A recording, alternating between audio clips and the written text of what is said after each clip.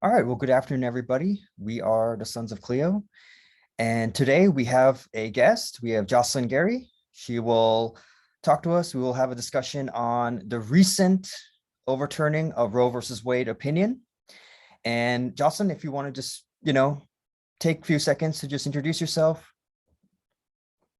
Awesome. Yeah, thanks so much. Thanks so much for having me. I'm Jocelyn Garay. I am a senior associate at the Dewey Square Group, which is a public affairs firm in Washington, D.C. Previously, I've worked for Congressman Beyer, Congresswoman Nydia Velasquez, and Senator Mark Warner. Great, great. All right, so we'll just dive right into it. Just your thoughts, your feelings. What did you think? What were your thoughts about the overturning of Roe versus Wade? I mean, I thought it was extremely detrimental, not just for women, not just for families, for people who can have babies, but it is a huge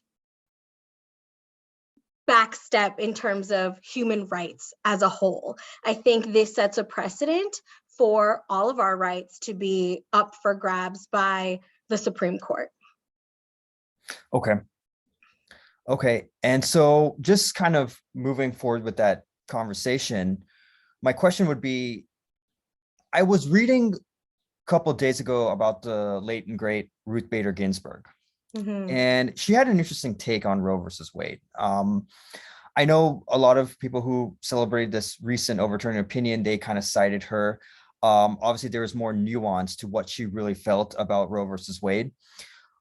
She was famously not a fan, not because she disapproved of abortion access, but because she wanted it to be framed around equal protection and not privacy. As we know, originally when Roe versus Wade was upheld, justices argued that this is upheld due to right to privacy. What are your thoughts on that? I think it's likely a combination of a lot of things, right? But the fact of the matter is, Roe versus Wade has been around, it has been upheld, and we have one president that was able to pack the court, in my opinion, and overturn something that, for whatever reason, right? It's not what the general public believes in. The general public, if you look at polling, does not believe that Roe versus Wade should have been overturned. As time continues to go on, more and more people side with the fact that women should be able to decide what happens with their bodies. So I think while the comments are quite nuanced, the fact of the matter is the way this happened is unfair. And it's something that Roe v. Wade had been upheld for so long, and one president shouldn't have the power to undo all of the work that had been done and that had been upheld for so many years.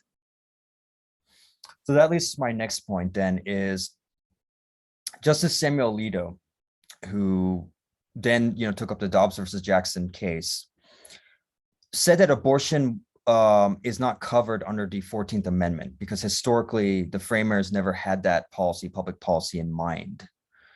Is that a good argument, do you think? Or was there more sort of like an ideological kind of frame behind it, in your opinion?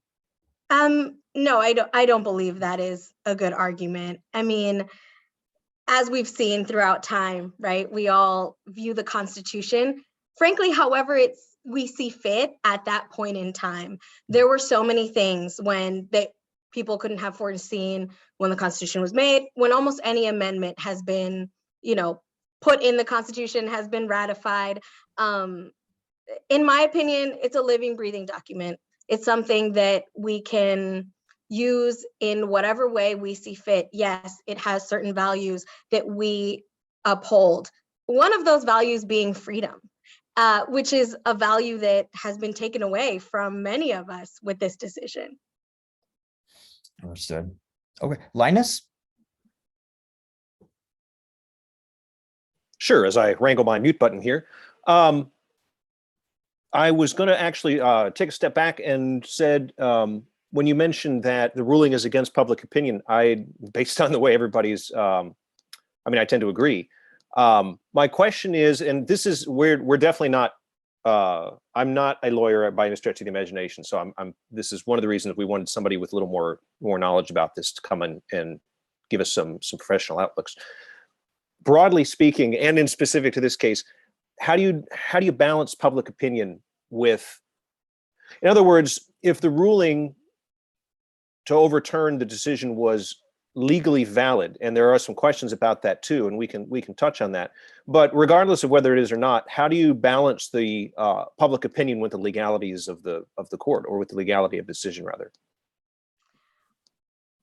If I'm understanding your question correctly, I think that I'll kind of frame it this way, right? The role of laws, in my opinion, the role of elected officials, is to pass laws that are based on public opinion that will serve the majority of the people. We know not everything can serve everyone, but as a society, as a community, as the United States, we believe in a lot of things in a certain way. And that is the role of the law, is to ensure we can live our lives the way that we see fit as a society. And again, one president was able to bring 3 people on the Supreme Court, and those 3 people, as we know, were instrumental in overturning Roe v. Wade. And that is not public opinion. A president that didn't even win the popular vote. I mean, I think it makes it extremely clear that it is not public opinion. And again, the role of our elected leaders are to follow public opinion and to give us the lives in a safe way that we want to live and that we deserve to live. Okay, if I can follow up, Sav, do you have any input, or am I okay to follow up on that? Go ahead. Thank you. So then I actually ask, do you believe, and I know this is going to be a 2-part question, but I want to ask both questions at the same time, and then you will answer them one at a time. Do you believe that the most recent opinion was constitutional? And again, I've heard a couple different approaches, so I'm super curious to hear your opinion on it. And do you think the original Roe versus Wade decision was constitutional? And this kind of touches back on RBG's take regarding how it was framed. So, but those are, if I were to ask 2 questions, it would be, is the most recent opinion constitutional, and was the original decision constitutional? Well, listen, I'm not a constitutional lawyer, right? I'm definitely not the best person to say if something was constitutional or not.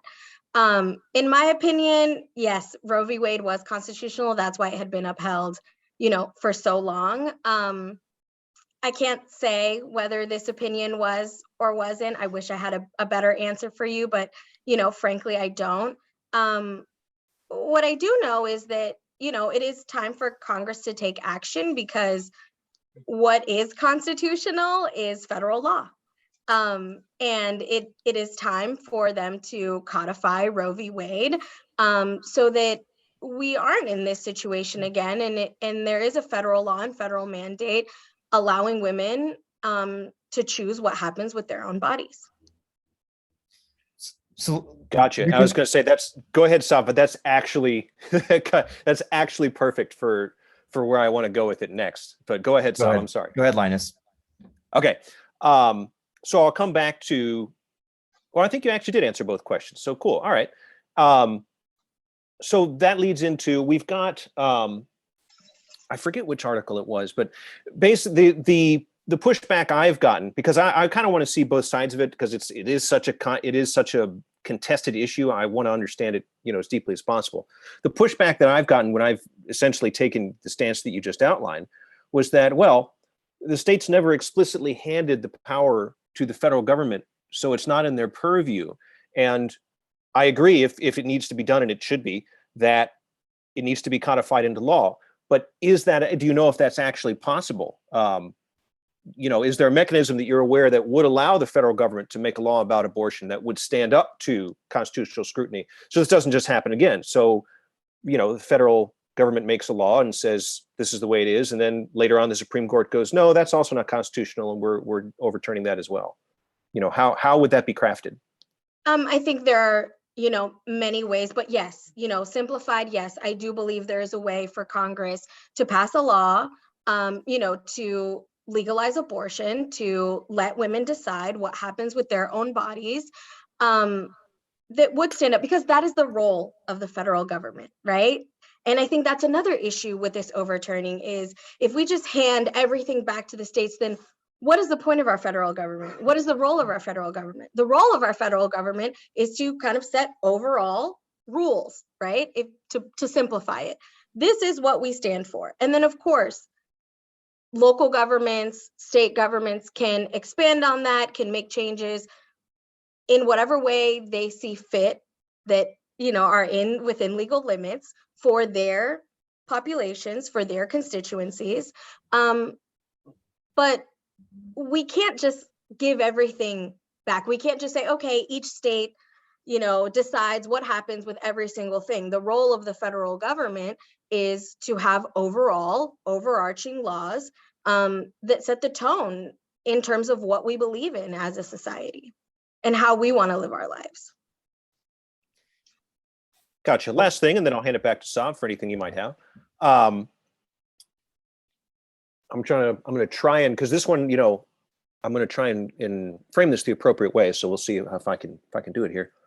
So I understand what you're saying, and you got a good point. If we hand everything back to the states, what's the point of the federal government?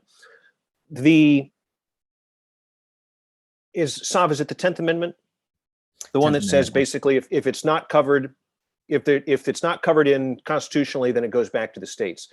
How does that play in here? In the same way, is there a way that the government could make the law, or does it have to be a constitutional amendment, is basically what I'm asking. Do you think it could be just a regular law, or is this something that has to be in the Constitution as an amendment? I mean, I would love for it to be. Let me just add one more thing. Sorry to interrupt, ma'am. Just give me 1 second. Yeah. So just adding at that layer is that there is that sort of that debate that does the Constitution really promote rights, or is it designed to limit the power of the federal government? And therefore, when you put it to the states, right, does it make sense then for the states to gather around and then push, let's say, abortion via a constitutional amendment? So I think, to answer briefly, I would love for there to be a constitutional amendment, right?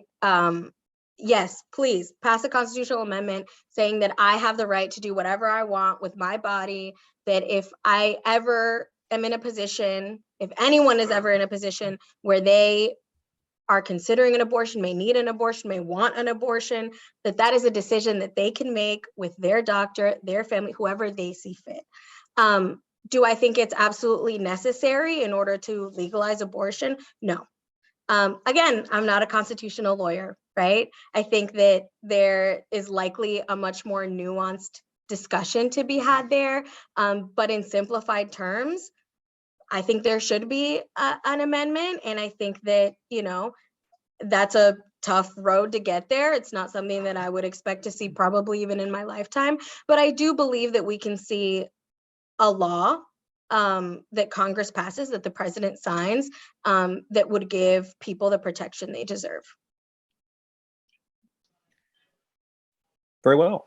I thought that was a fantastic answer. So I'm good for the moment. Sav, do you have anything in particular? Yeah. Just, now that the Roe versus Wade opinion has been overturned, what are the consequences?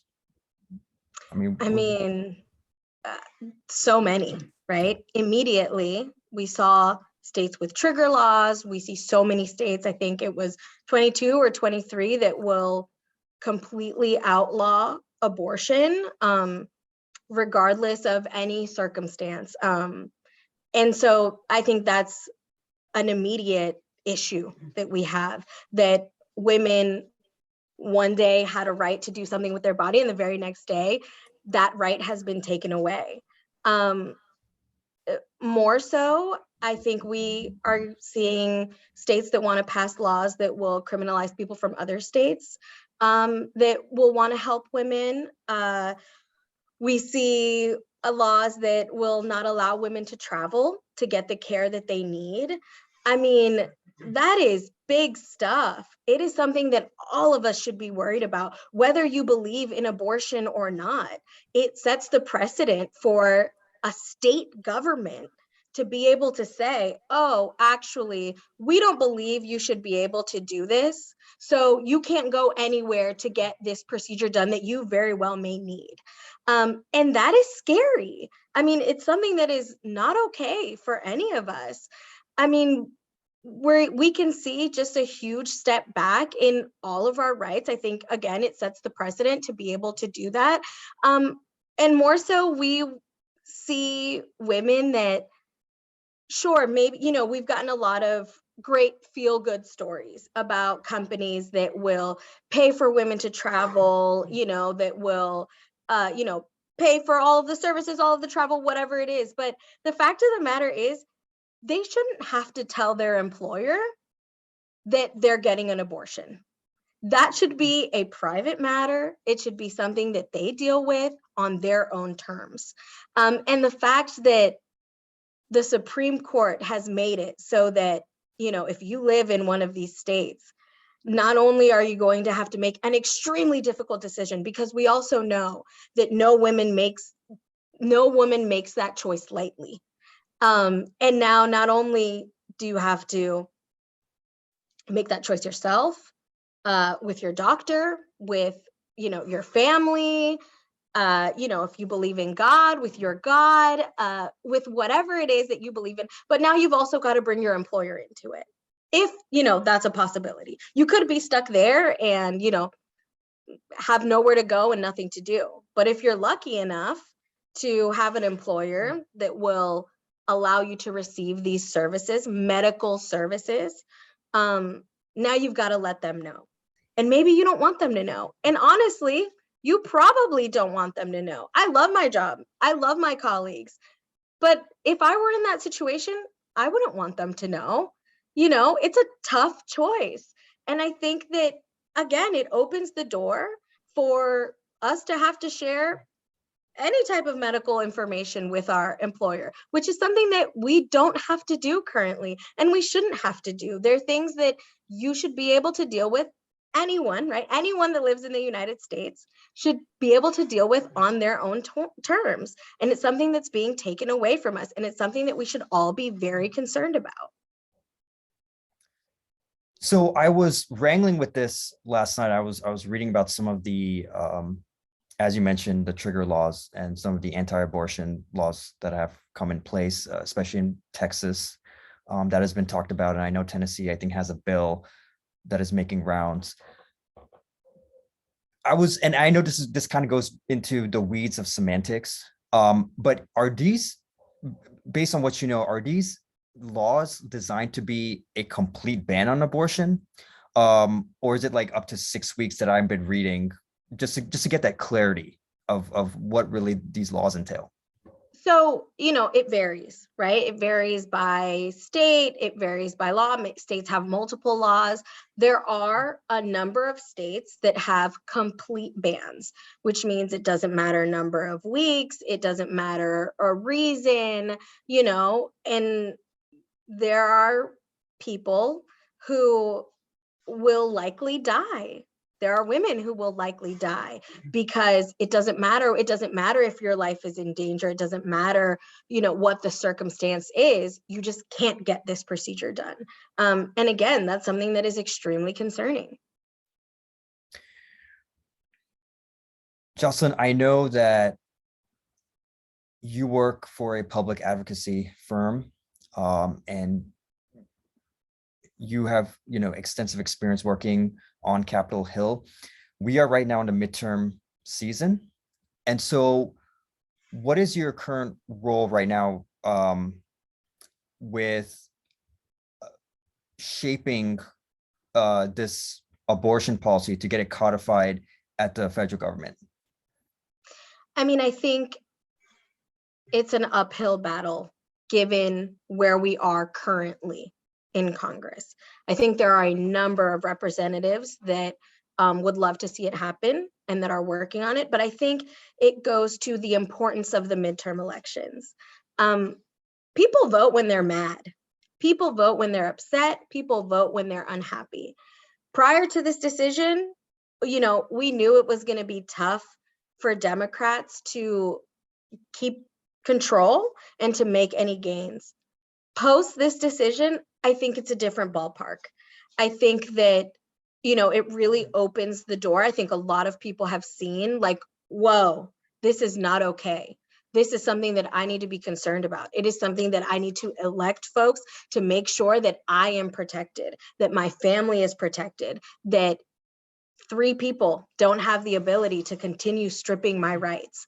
And I think that if we make the gains that I hope we do, that we should, as Democrats in Congress, in the Senate, in the House of Representatives, we can see a clear path to being able to codify Roe, bring a new, you know, law into the mix that would legalize abortion, and that would return the rights to people, but also set a precedent that Democrats are on your side, that we are here to protect your rights, and that we will do that, right? We're going to put our money where our mouth is.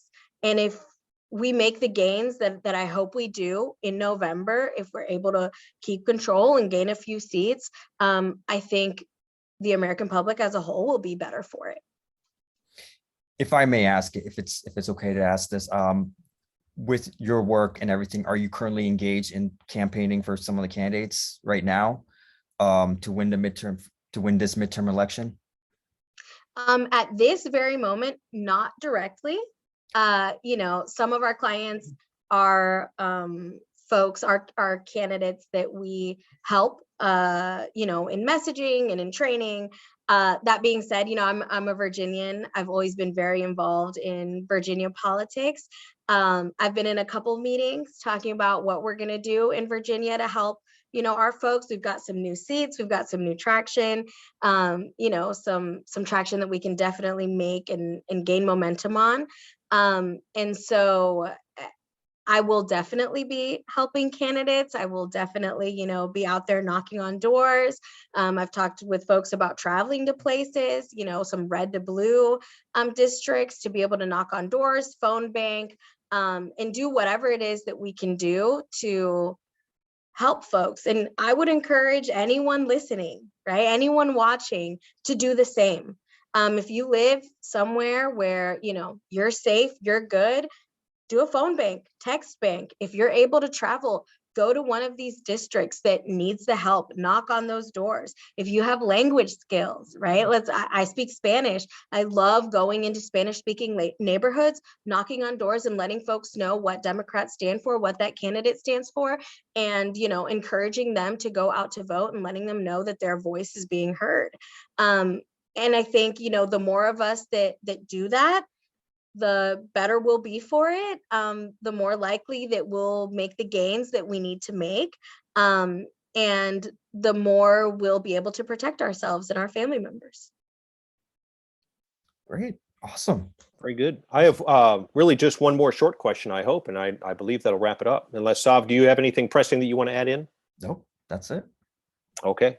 My last question is very simply, how did you said you've been in politics for a while. How did you pick, I don't know, why not English composition or particle physics, you know, something a little less complicated? How did you get into this? How did you say, oh, I think this is what I want to do? Is it something you fell into, or did you know, like, oh yes, this is my calling? And importantly, you talked about, you know, outreach and getting people involved. Are there fewer people being involved with this now? You know, has any of the polarization turned people off from getting involved in politics, or is it your observation the opposite has happened? Have more people gotten involved because of it? I'll answer your second question first. I think anytime we see large polarization and something that rocks the foundation of what we believe in, like we have with the overturning of Roe v. Wade, people get mobilized. You know, midterm elections are tough. We all know that folks are most involved and engaged during a presidential year. That's not the case during a midterm.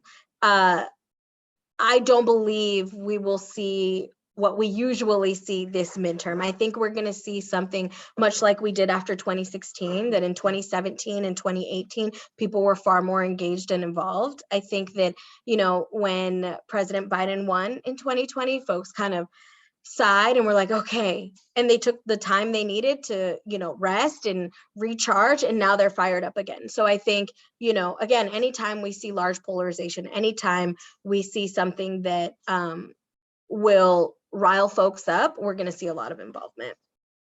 And I think that's what we'll see going into November. In terms of how I got involved in politics, I grew up in Northern Virginia, so politics has kind of always been in the mix. It's something that I've been interested in, and I was interested in for as long as I could remember. But when I went to college, I kind of was like, I don't think I, want to do this political thing anymore. And I ended up majoring in comms, and worked for a nonprofit straight out of college. And then through my university, I got a call just kind of saying that Nydia Velasquez was looking for a scheduler and a staff assistant, and that a few people had said I'd be really good at it. And, if I was interested in applying. I had always kind of, kept in the loop, been involved a little bit, but really thought I would stay in the nonprofit realm for forever, because my goal has always been to serve people, to make people's lives better. I grew up in a very underserved part of Northern Virginia, and kind of saw the discrepancies in like a mile difference, and always carried that with me and wanted to make sure we could lift people up, people that needed to be lifted up. And so I thought to myself, like, okay, yeah, I'll go work on the Hill for a little while. Why not? Everybody here does it. And when I was there, just being able to see, working for Congresswoman Nydia Velasquez, who was the first Puerto Rican woman elected to Congress, being able to see the work she did, the change she made in people's lives, not only by legislation, but just by being there. I knew that was the place that I wanted to be. And in working there, I got more involved in Virginia, and then was able to work for Congressman Beyer. Actually, in the same neighborhood that I grew up, I did outreach for him there, which was an extreme honor and privilege, and definitely one of the highlights of my career. And then I worked for Senator Warner as coalitions director for his 2020 campaign, and worked on the campaign for a couple of years, transitioned to work for him on the official staff, and then landed with my position here at the Dewey Square Group. Well, very cool. Yeah, I'm always super curious about how kind of people have landed where they've landed. And so I appreciate you laying it out for us. Absolutely. Yeah, I don't want to make you late. Sav, is there anything in particular that you want to wrap up with? No, I think this was a great session. And I think we hit the 30-minute mark. And yeah, thank you so much. Yeah. Thank you so much.